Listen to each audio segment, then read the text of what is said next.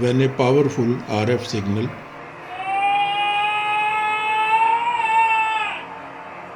passes through RF attenuator. It loses its power and becomes weak. How much power it will lose depends upon the value written on the attenuator. This value is given in dB.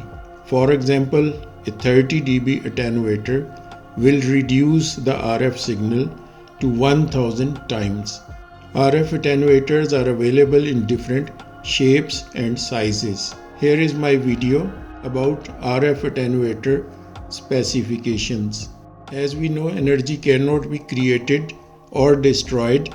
However, it can be converted from one shape to another or one form to another. So an RF attenuator converts the excessive RF energy into heat.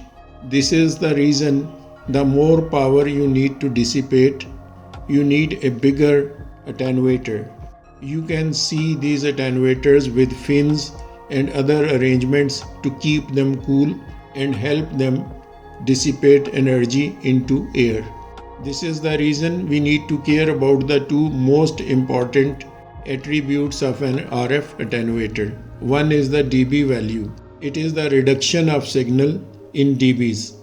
The second is its power handling capacity. Attenuator should have enough power handling capacity for the signal going through the attenuator. If we feed a high power signal into a lower handling capacity attenuator, it will burn out. See you again on another video.